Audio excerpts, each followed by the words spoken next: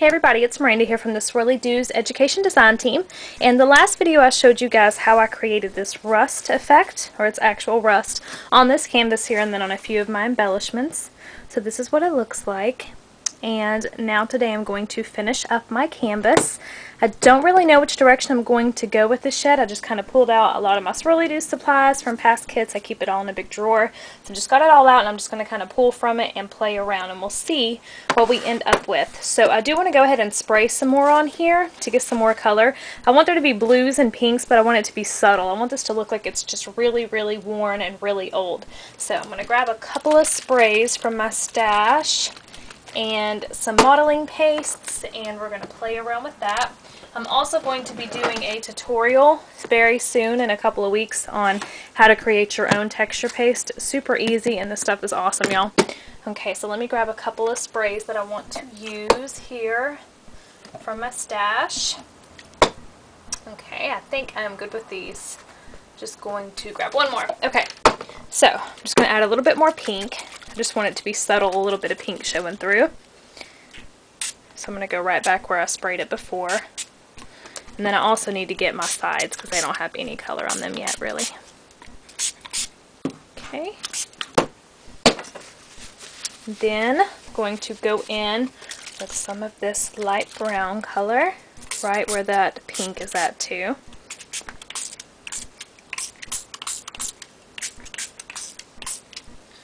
Okay, I'm going to go in with some heavy metal shimmers now. This should match that rust really well. Okay, and then just a darker color of brown that kind of matches this one. And I'm just going to kind of spray from a distance because I want these globby drops, if you guys can see what I'm talking about. So if you just barely spray and then just kind of do that, it will flick down. I really, really like that. Okay, so I'm going to let this dry and then I'm going to come back and finish the rest. Okay, so now I've taken some strips of the engraver paper from the Vintage Chic kit and I've torn them into little strips and I'm now distressing them. And I'm just going to start decoupaging them onto there. And a little tip when you're tearing paper, let me see if I can grab a sheet and show you what I'm talking about. Okay, so if you're tearing paper and you tear it towards you, if that makes sense, the piece that you're tearing won't have these white lines on it, whereas that one will. So always just turn it toward you. I don't know how this works. I don't know the science behind it, but it will never leave you those little white marks as long as you do it like that, and then the other part will have that. Just a little tip because I'm not huge on those white edges. I always like to distress mine, and it seems like it just takes me forever to get those to blend in well. So just going around all of my edges with some black ink, and this is VersaFine Onyx Black. I've had this pad for like 2 years now and it still just works amazingly, and it's a permanent one, so if I'm spraying on it, it's not going to fade or bleed out onto anything. Okay, so you can see all the sprays are dried and just how grungy this looks. I'm really, really liking that, so I'm just going to go with the flow and add some more depth to it. I'm going to use Fabri-Tac to adhere these down, but you can use any glue you have, or Mod Podge, or gel mediums, whatever you choose. I've got so much Mod Podge layered onto this canvas already, I just didn't want to add any more. I figured I would use a stronger adhesive. So I don't want to cover up my rust marks. I'm going to kind of go beside them and just push that down. And I always grab a paper towel and push it down. Any glue that is excess will seep out and it will catch on the paper towel, so you're absorbing it at the same time. Okay.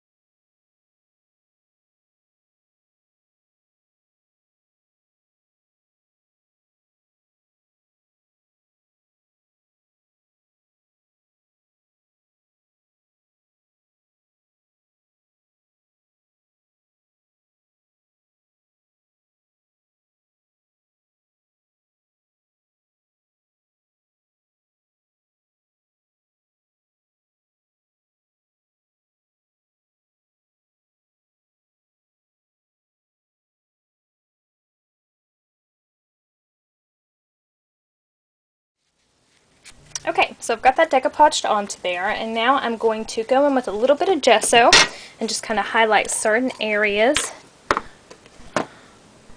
I'm just using a foam brush.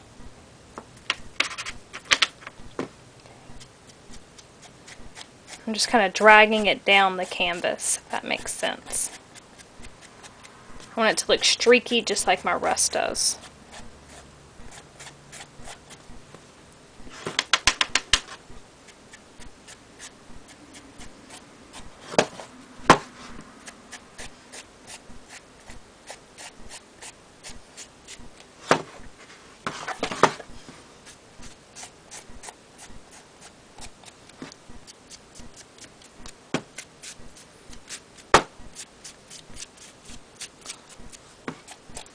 Okay.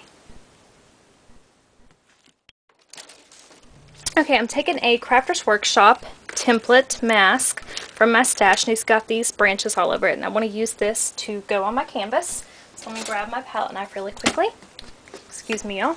And this is the homemade texture paste I was telling you about. This is what it looks like, and I will be showing you how to make this super easy. Okay.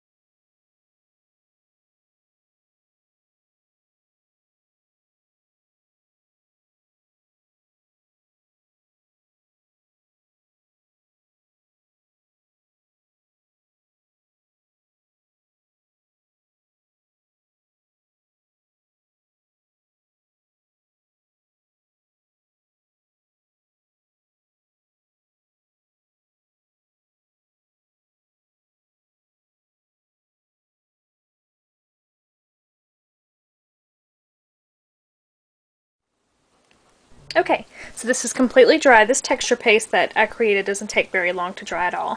So this is what it looks like so far.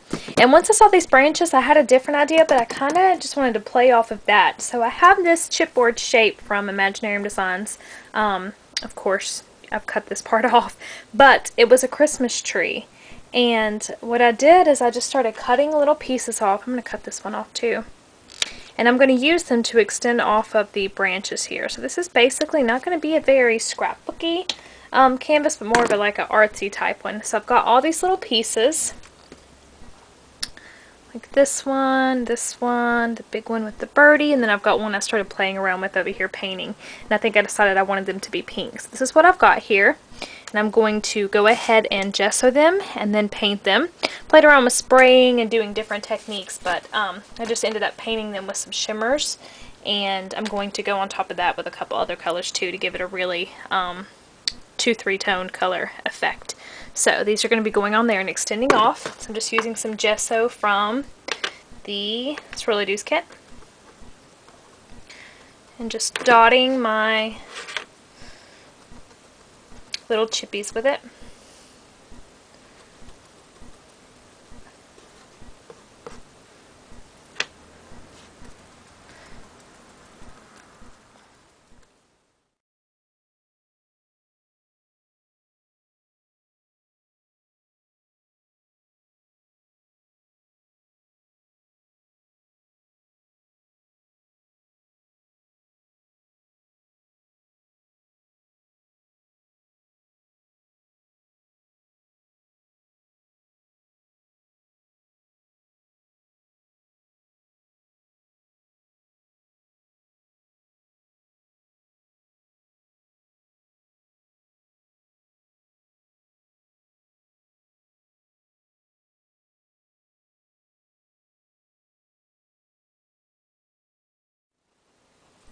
Okay, so I've got my little chippies sprayed and painted how I want them, and now I'm just distressing up the sides of them, or inking the sides of them, just to give them some more definition.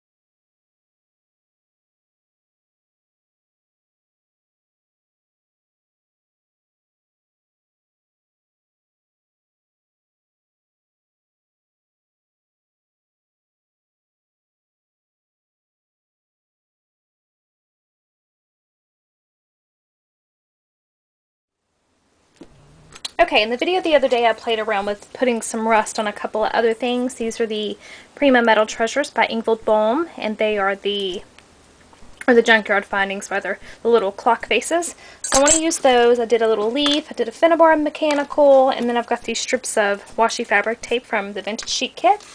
And I've got some scrap pieces of chipboard left over. These are from Imaginarium Designs. So I want to incorporate all of these into there somehow. So I'm going to go ahead and ink up the edges of my chipboards really quickly. Give them some definition. Okay.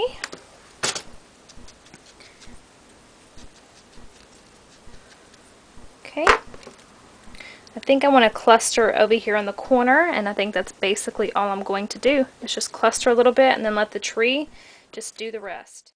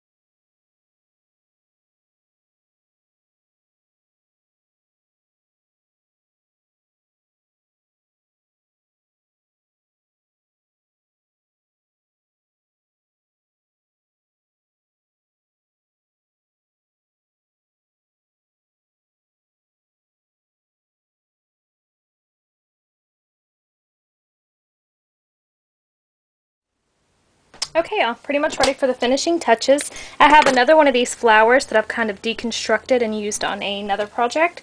So I've got two little petals of it left. I'm just going to kind of poke them out almost like they're leaves too. So this whole canvas, from the rust to the finish, has all just pretty much been experimental, just playing around, having fun.